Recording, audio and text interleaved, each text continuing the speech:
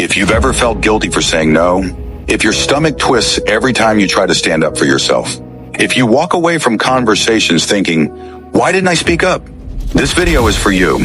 Today, I'm breaking down exactly how to set boundaries that stick, not the fluffy advice.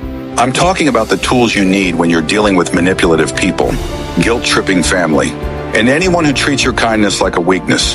By the end of this video, you'll have the mindset and the scripts to protect your energy, stop people-pleasing, and finally build the self-respect you deserve. So take a deep breath, because this is your reset. Let's get real. Setting boundaries isn't hard because you're weak. It's hard because you were trained to feel bad for having needs. Maybe you were raised to be the nice one, the peacekeeper, the one who always says yes even when everything in you was screaming no. But here's the truth. People-pleasing is a trauma response. It's not kindness, it's survival. And manipulators?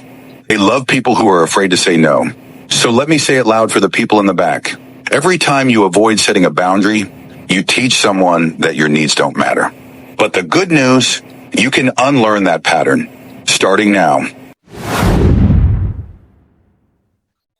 Let's talk about something that should be taught in schools, handed out in welcome packets at jobs, and whispered to us by wise elders the moment we become adults.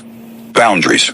Not the aggressive wall-building kind. I'm talking about clear, empowering, self-respecting boundaries, the kind that protect your peace, energy, and identity. And to really understand how to master them, I want to break this down into what I call the 4 zones of boundaries. Each one is a key area of life where boundaries either empower us or the lack of them slowly drains us. Let's walk through each zone, reflect, take notes, and most importantly, ask yourself, where do I need to fortify my boundaries right now? Zone 1, mental boundaries. This is where it all starts. Mental boundaries are about protecting your thought space. It's the ability to separate your own thoughts, beliefs, and opinions from other people's expectations, projections, or assumptions. Have you ever had someone try to should all over you? You should think this way. You shouldn't believe that. Mental boundaries say, I don't take on responsibility for how others feel about my choices. This doesn't mean you're dismissive or unkind. It means you've made peace with the fact that not everyone will understand your path. And that's okay. Your thoughts are yours. Your inner world is sacred. You are allowed to question popular opinion. You are allowed to think differently than your family. You are allowed to not explain yourself to every coworker, friend, or stranger on the internet. Protect your right to think independently. That's where true self-worth begins. Zone 2, emotional boundaries. Now let's talk about where things get a bit more personal. Emotional boundaries. This is where people-pleasing thrives, where guilt becomes currency, where how dare you say no looks start flying. Here's the thing. If mental boundaries are about separating thoughts, emotional boundaries are about separating feelings, especially the ones that don't belong to you. Ever had someone react to your healthy decision like saying no, or taking space with disappointment, anger, or guilt tripping? Suddenly you're the villain in their story, and if you're not careful, you'll start to internalize that role. That's why this boundary matters so much. Here's your script. Their reaction is not my guilt to carry. You can be kind and still say no. You can love someone and still disappoint them. You can honor your truth and someone else can still feel upset. And that doesn't mean you did something wrong. Here's a powerful truth. You are not responsible for managing other people's emotional states. You're responsible for your integrity, not their comfort. Zone 3, time and energy boundaries. Let's get practical. Time and energy are your most valuable non-renewable resources, and yet many of us hand them out like candy at a parade until we're left running on empty, wondering why we feel so bitter, burnt out, or used. Sound familiar? This zone is where burnout is born, where overcommitment and resentment grow quietly, where I just want to be helpful turns into, I feel like I'm everyone's backup battery. Here's your boundary script. No is a complete sentence. You don't have to cushion it. You don't need to apologize for it. You don't need a bulletproof excuse. Your calendar is sacred. Your bandwidth is not infinite. Every yes you give should be in alignment with your values, not your guilt. Let's normalize declining invitations that don't align. Let's normalize not texting back right away. Let's normalize needing rest, not just as a reward after burnout, but as a regular, non-negotiable part of life. Protect your time like your peace depends on it, because it does. Zone 4, communication boundaries. Let's talk about conversations, because not all communication is healthy. And just because someone wants to talk doesn't mean you owe them your time or your emotional availability. Communication boundaries are about protecting your inner calm from outer chaos. They help you navigate toxic conversations, passive-aggressive remarks, or energy-draining debates. Ever been stuck in a conversation that felt like verbal quicksand? Like no matter what you say, they twist it, mock it, or pull you into a spiral? That's why this boundary exists. Here's your script. I'm not available for passive-aggressive jabs, sarcasm, or circular arguments. You can disengage. You can say, I'm not continuing this conversation. You can walk away.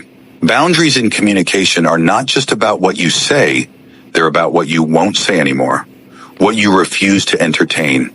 If someone constantly invalidates you, talks over you, mocks your vulnerability, or drags you into drama, you don't have to keep showing up for that. Boundaries are not about control, they're about clarity, and clarity gives you power. If you don't define these zones, someone else will. Here's the hard truth that no one wants to admit. If you don't define your boundaries, someone else will, usually for their benefit, not yours. That coworker who expects you to always stay late, that friend who only calls when they need something, that partner who crosses your limits, then blames you for reacting, they're not the problem. The lack of boundaries is. You teach people how to treat you not just by what you say, but by what you allow, what you tolerate, what you excuse again and again. But when you define these zones clearly, consistently, you change the game. You become harder to manipulate. You become clearer about your identity. You become more peaceful, more focused, more empowered. People might not like it at first, but that's okay. Boundaries aren't about controlling their comfort. They're about protecting your core. Boundaries are not a luxury. They are a requirement for a healthy, self-respecting life. And here's the best part. Once you start living with strong boundaries, you start attracting people who respect them. People who don't see your no as rejection. People who honor your energy. People who value clarity and connection over guilt and control. That's the life boundaries build. Which of these zones do I need to strengthen this week? And more importantly, what kind of life could I create if I actually protected my peace? Because your peace, it's not optional. It's everything. Now let's talk real life. What do you say when they start guilt-tripping you? Here are a few manipulative phrases you might hear, and exactly how to respond. If you really loved me, you'd do this. Script. That sounds like guilt, not love. I'm not available for that. After all I've done for you. Script. I'm grateful for what you've done, and I still need to make the choice that's right for me. You've changed. Script. You're right. I've started choosing myself. Now listen, this part is key. You don't owe anyone a debate. Say it once, calmly, then repeat if necessary. Boundaries are not for convincing.